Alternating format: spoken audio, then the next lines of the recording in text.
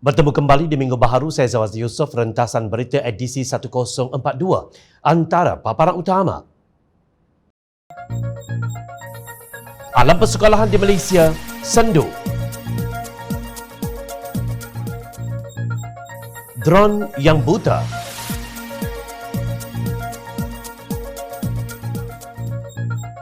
Benarkah pemimpin Islam PH tidak Islami seperti dakwaan Hadi? Sesungguhnya ketidaktentuan hanyalah ciptaan manusia sahaja.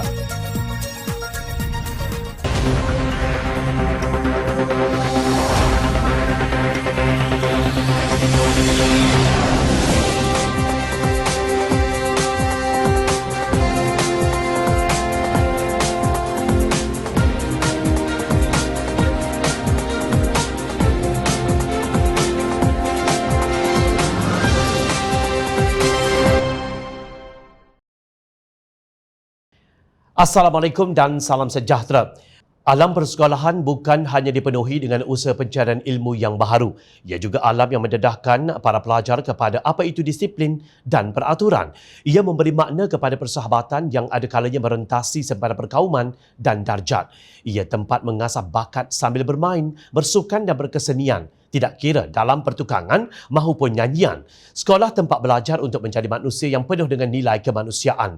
Pendeknya, sekolah merupakan persediaan pertama untuk menjadi warga yang matang dan berjasa kepada negara, juga menitik beratkan soal keinsanan. Namun seperti sudah jatuh di tipe tangga, setelah COVID-19 dilihat berada, ibu bapa dan kanak-kanak bersedia untuk kembali ke sekolah, tiba-tiba negara ditimpa banjir besar. Jangankan nak selamatkan alat persediaan persekolahan, keluarga pun sudah tinggal sehelai sepinggang apabila seluruh rumah dihanyutkan air. Yang tinggal hanyalah kemusnahan. Sementara itu, Menteri COVID-19 Khairy Jamaluddin sibuk dengan suntikan vaksin keempat kerana beliau tewas untuk menghalang varian Omicron. Sudah tentu dasar baharu Khairy ini merangkumi ibu bapa, anak-anak dan guru-guru. Pada 31 Disember lalu, Kementerian Pendidikan Malaysia KPM mengeluarkan kenyataan media berhubung pengoperasian institusi pendidikan di bawah Kementerian Pendidikan Malaysia seluruh negara bagi penggal ketiga 2021-2022. Kenyataan media KPM selaras dengan kebimbangan tentang merebaknya kembali COVID-19 pasca banjir besar yang berlaku. Murid kelas peralihan tingkatan 4, tingkatan 5, tingkatan 6 pra-universiti International Baccalaureate Diploma Program IBDP serta kelas peperiksaan antarabangsa yang setara hadir secara bersemuka tanpa penggiliran sekiranya kadar vaksinasi lengkap dalam kalangan kumpulan murid tersebut di institusi berkenaan telah mencapai 90% atau lebih. Pengoperasian institusi pendidikan yang belum mencapai kadar vaksinasi lengkap 90% atau lebih kekal secara penggiliran, KPM akan mengeluarkan senarai institusi yang belum mencapai kadar vaksinasi lengkap 90% pada setiap hari Rabu. Mana-mana institusi pendidikan yang telah mencapai kadar vaksinasi lengkap 90% akan dikeluarkan daripada senarai tersebut dan institusi boleh mula beroperasi pada hari Ahad, Isnin, minggu berikutnya tanpa penggiliran. Demikian antara isi kandungan kenyataan media KPM. Katanya pengajaran dan pembelajaran secara bersemuka bagi pengoperasian Kolej Matrikulasi KM bermula 9 Januari 2022. Bagi Institut Pendidikan Guru IPG pula, semua program pengajian akan memulakan kuliah secara bersemuka mulai 6 Februari 2022. Murid KM dan IPG yang telah menerima vaksin lengkap sahaja dibenarkan kembali ke kolej atau kampus selaras dengan garis panduan pengoperasian Institut Pendidikan Guru dan Kolej Matrikulasi 3.0 kata kenyataan itu.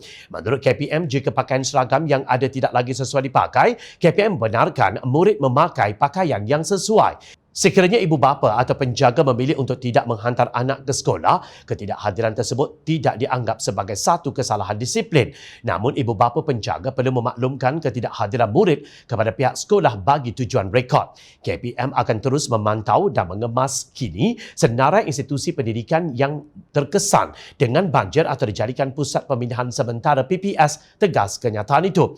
Tuan-tuan, berat mata memandang, berat lagi bahu yang memikul. Itukah sahaja yang mampu ditawarkan oleh Menteri Pendidikan Datuk Dr. Muhammad Razif Mat Jidin bagi murid dan ibu bapa yang bukan hanya kehilangan harta benda, malah mungkin kehilangan keyakinan diri untuk menempuh masa depan yang kelam.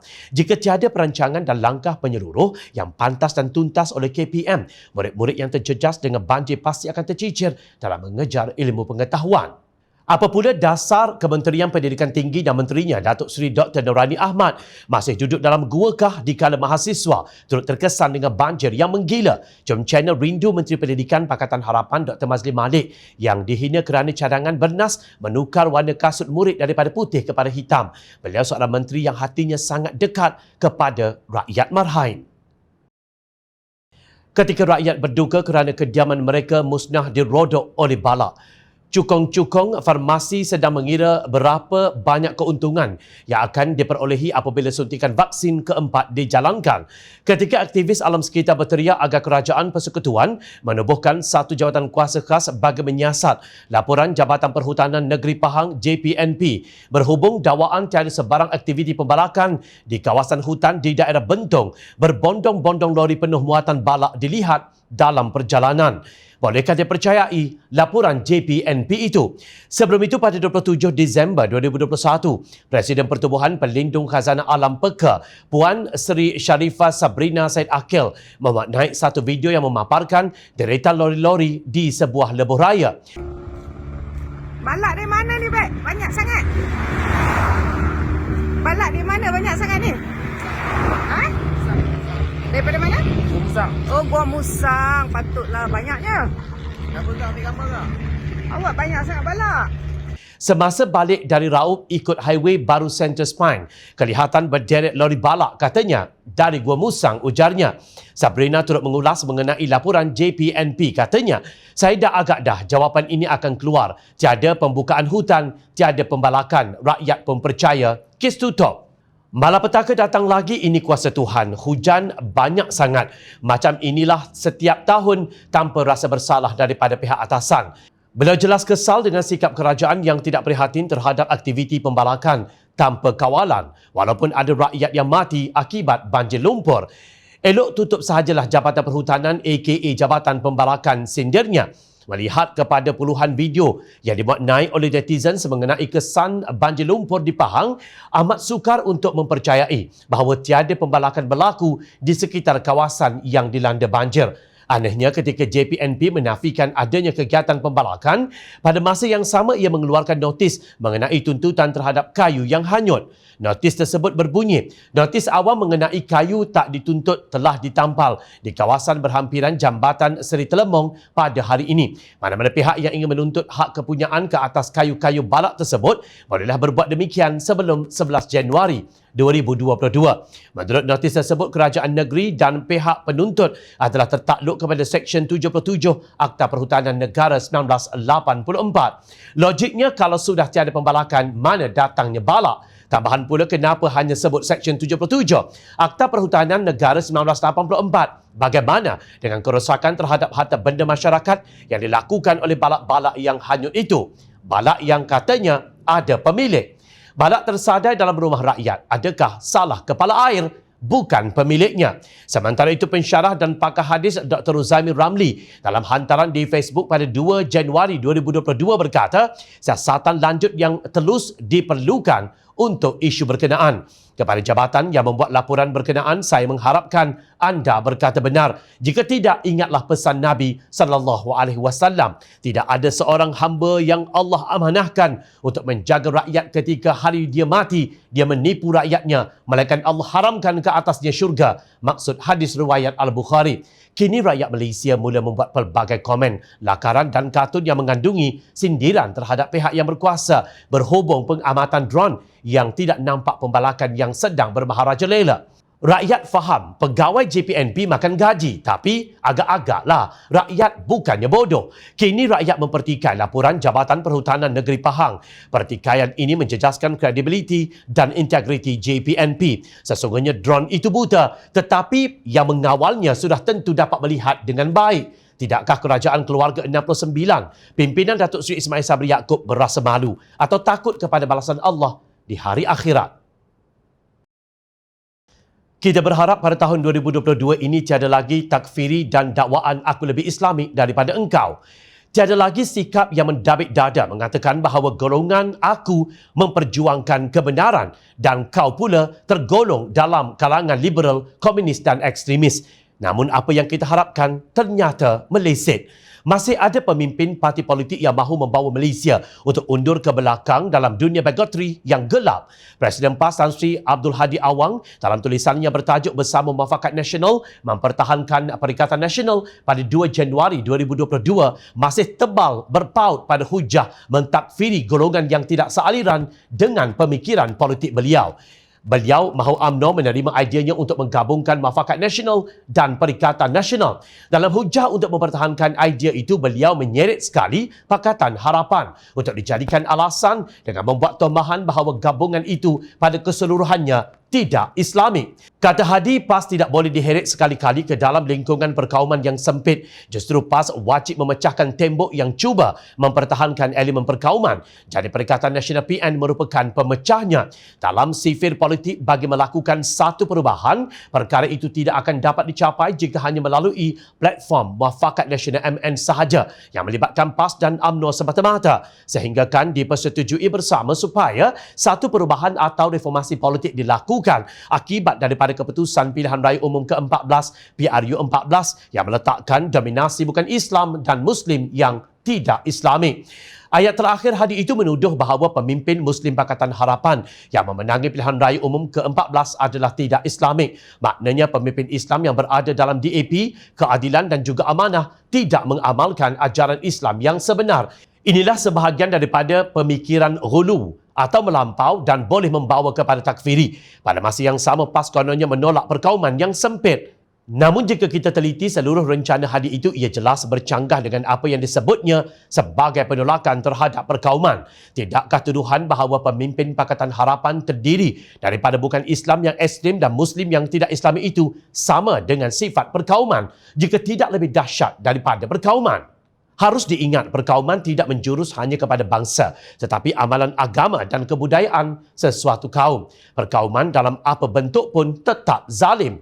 Beliau seolah-olah mengulangi amanat Hadi yang disebut pada 7 April 1981 di Peradong, Kuala Terengganu yang diputuskan oleh Majlis Fatwa Kebangsaan sebagai bertentangan dengan Islam pada tahun 1984. Perubahan ini kerana kini UMNO sudah tidak kafir lagi. 9 mereka sudah mula halal. Solat berimamkan mereka kini diterima sebagai sah. Yang dinikah dengan juru nikah UMNO tidak perlu bernikah semula. Kerana bagi Hadi, yang tidak mengamalkan cara hidup Islam atau istilahnya tidak Islamik kini ialah pemimpin Pakatan Harapan. Maknanya juga pemimpin UMNO yang sudah dapati bersalah oleh mahkamah kerana disabitkan dengan jenayah melibatkan wang sejumlah 42 juta ringgit milik SRC International itu lebih Islamik berbanding dengan Datuk Seri Mujahid Yusof yang menyelamatkan tabung haji daripada muflis. Sungguh, parti yang di dalamnya ada kleptokrat itu sudah lebih Islamik kelihatannya berbanding dengan penasihat amanah Datuk Seri Ustaz Ahmad Awang dan agamawan lain di dalam amanah, keadilan dan DAP.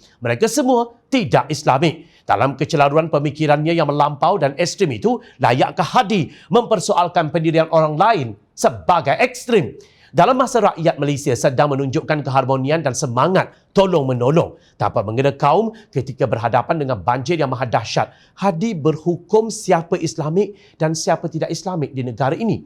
Sebagai pemimpin parti yang kononnya memperjuangkan Islam, Hadi sepatutnya menegur perembat balak yang menjadi punca banjir lumpur dan kemusnahan rumah-rumah para marhain. Kenyataan sedemikian lebih afdal berbanding dengan berfatwa berdasarkan pemikiran takfiri yang memecah belahkan masyarakat.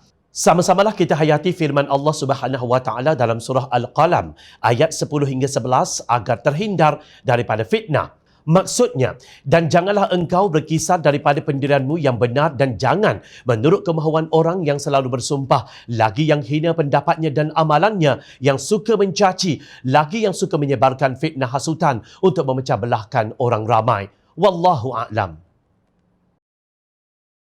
Menarik untuk direntas tulisan Naib Presiden Amanah Datuk Seri Dr. Mujahid Yusof Rawa yang bertajuk 2022 menyambung ketidaktentuan pada 1 Januari 2022 lalu.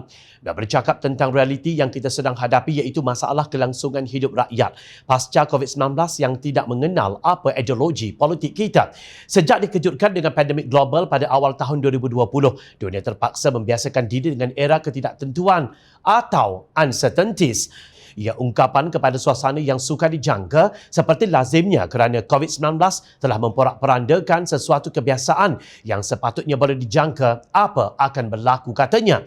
Menurut beliau, pasca COVID-19 membentuk lanskap baharu yang di luar jangkaan dan memaksa dunia memikirkan kelaziman baharu iaitu new norms untuk berhubung antara satu sama lain. Keseluruhan aktiviti manusia didefinisikan mengikut piawaian norma baharu. Paling terjejas teruk ialah kegiatan ekonomi yang meninggalkan kesan negatif kepada pertumbuhan dan sekaligus menjejaskan kehidupan rakyat. Kerajaan dunia terpaksa lakukan bajet suntikan mega bagi rakyat berbelanja dan mengekalkan nyawa ekonomi. Bila menzahirkan kebimbangan terhadap cabaran mendatang bagaimana kerajaan hendak berbelanja untuk suntikan dalam keadaan dananya yang terhad.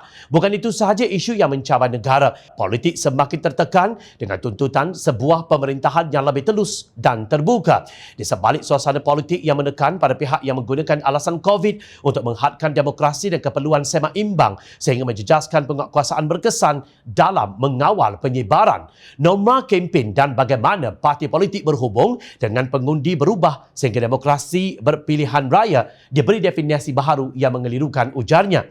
Beliau dipercayai merujuk kepada kekangan untuk berkempen bagi menjelaskan isu yang berbangkit dan manifesto parti kepada rakyat. Kekangan ini telah mencacatkan sistem demokrasi berperwakilan itu sendiri. Dalam hubungan ini, beliau berkata untuk mengekalkan status quo sistem demokrasi dan segala mekanismenya menjadi satu cabaran pada tahun ini. Cabaran 2022 ialah membiasakan ketidaktentuan tanpa menjejaskan keperluan prinsip demokrasi dan proses seimbang serta memulihkan keperluan kehidupan rakyat, ujarnya. Beliau juga merujuk kepada cabaran perubahan iklim dan kesannya kepada kehidupan rakyat yang memerlukan perhatian yang lebih serius. Ia mengatasi cabaran pandemik COVID-19.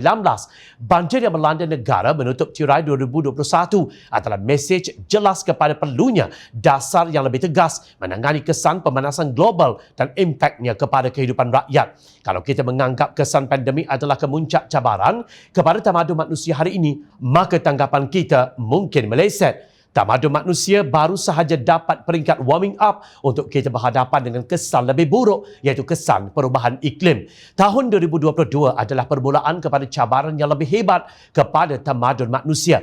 Sebagai jawapan kepada persoalan ini, Mujahid berkata, hanya dasar yang berkesan, perubahan gaya hidup dan sikap holistik kerajaan kepada konsep kelestarian akan membawa kita menghadapi dan menangani cabaran ini dengan berjaya. Tahun 2022 akan menyambung ketidaktentuan sebelum ini. Bezanya ialah jika kita mengulangi kegagalan pada tahun 2021, kegagalan kali ini akan membawa huru-hara yang lebih dahsyat kepada kepimpinan negara. Sama ada demokrasi atau kuku besi akan memimpin ketidaktentuan ini adalah pertembungan berterusan sepanjang 2022, tegas beliau. Melihat kepada kebebalan dan keangkuhan pemimpin Perikatan Nasional dan Barisan Nasional kini, keupayaan kerajaan untuk menangani cabaran ketidaktentuan ini amat meragukan. Mereka hanya berjaya merancang dan melaksanakan kudeta untuk menjatuhkan kerajaan Pakatan Harapan. Tetapi selepas itu mereka tidak tahu apa lagi yang patut dibuat kerana COVID-19 mengganas sehingga kerajaan jadi bingung. Kebingungan itu masih bersisa sehingga ke hari ini berdasarkan daripada apa yang mereka lakukan apabila negara diserang banjir besar. Justru kita tahu pemerintah kini bukan daripada kalangan yang cerdik pandai bahu pun menjaga kepentingan rakyat. Namun kita tidak akan dapat merubah senario politik ini jika sikap Pakatan Harapan terhadap isu komunikasi kepada akar umbi tidak diselesaikan segera. Antaranya sikap pemimpin tahu semua dan hanya percaya kepada orang keliling yang mungkin talam dua muka. Dalam bahasa mudah, raikan pengamal media walaupun mereka sekadar pengkomen dalam media sosial. Kenapa mereka tidak boleh diabaikan? Jawapannya, kerana mereka adalah rakyat. Mereka pengundi dan ingat, mereka sentiasa memerhati. Teruskan bersama kami di Jom Channel dan layari portal jomchannel.net untuk mendapatkan berita politik tanah air. Saya Zawaz Yusof. Terima kasih untuk perhatian yang anda berikan. Assalamualaikum. Salam sejahtera.